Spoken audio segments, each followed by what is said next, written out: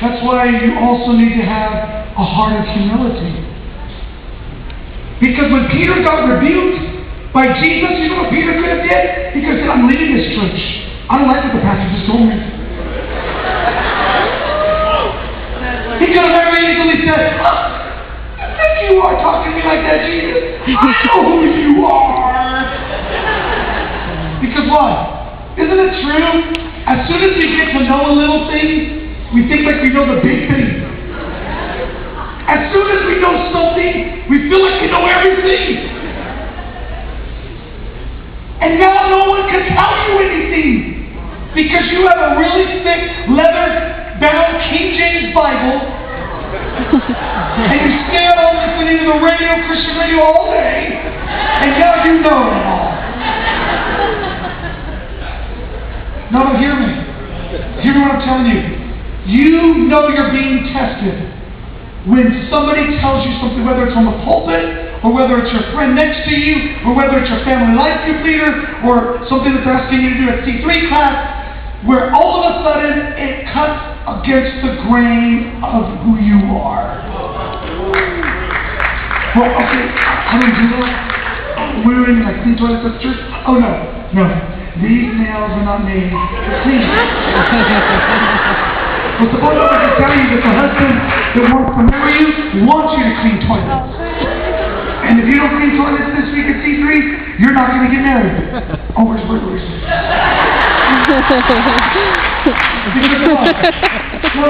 No, hear me, Christian. Jesus walks up to Peter and says, you're a devil right now. And what does he say? Here's the kicker.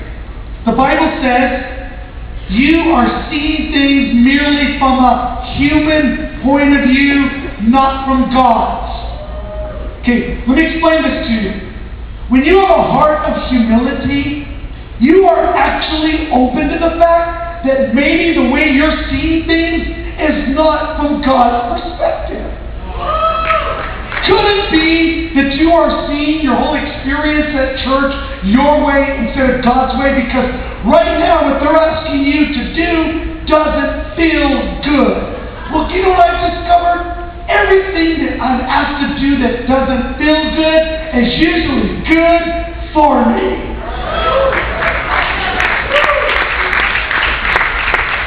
So Peter gets rebuked by Jesus.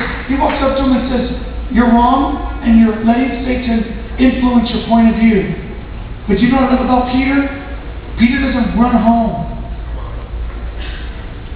And you know what I'm about to say, but I'm not going to say it. He doesn't go home like a little crybaby to his mama. She owns. She's Christian. Can't handle. No, hear me. I'm not trying to offend you. But most guys don't have a man that can walk up to them and say, let me square up with you right now. You're wrong.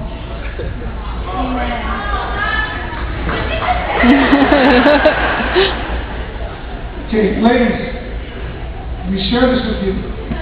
A man who does not have another man that can ring his bell, that man that you say is Papa Chulo is a liability. If someone can ring his bell, then I'm going to tell you right now, that man is a liability. Why? Because eventually you're going to need him to man up. And if he doesn't have a man in his life who can help him man up, he will walk out, he will go back to mommy, be a crybaby, because no one's ever taught him how to man up.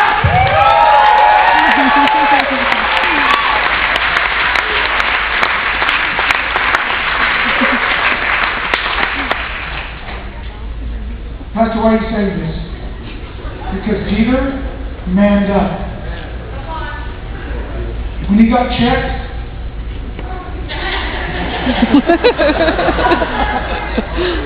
he didn't whine. He said, okay, I'm good. I got it. I was on about 5 minutes ago, but I'm off right now. Let's go. Come on, Jesus. I'm it. It's all drama, but let's go. I'm following.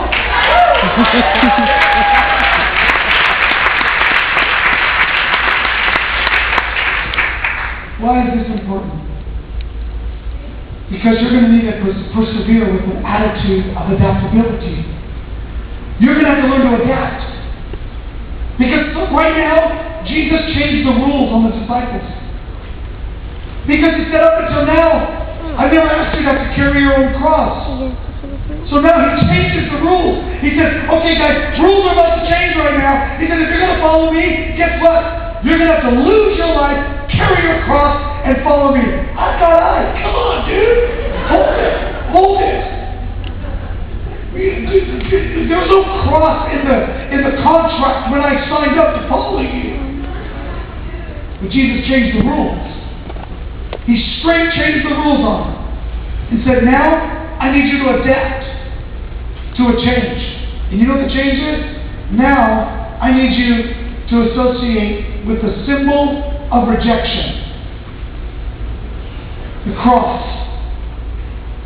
I need you to associate with inconvenience.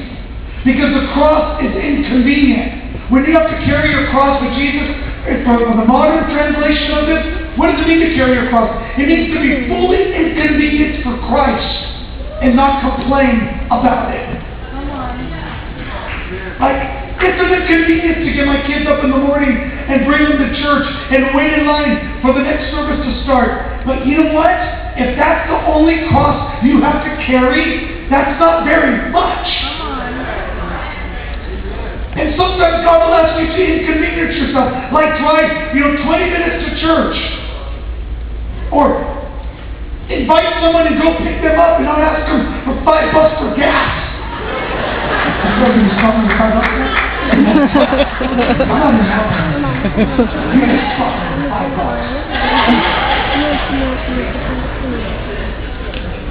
Say inconvenience. You want to know the measure of a man? Watch what his limit of inconvenience is. You will know a man by what inconvenience is. Oh, honey, can you get the remote? Oh, I can get the remote. I'm sorry. Honey, can you pick up the trash?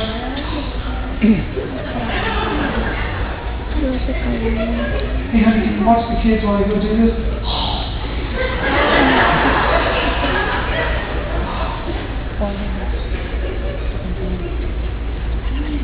Hey, honey, can you spend some time with the kids? I'm so tired.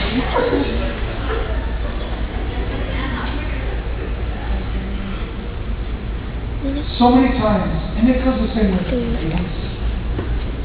You don't want to be inconvenienced. Well, I don't want to go to church because my hair is not ready. And the husband's in the car going. The kids are like, Mom! And you're like,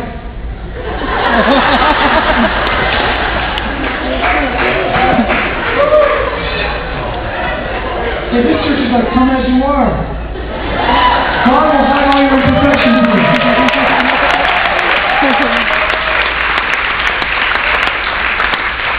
Say, I've got to change.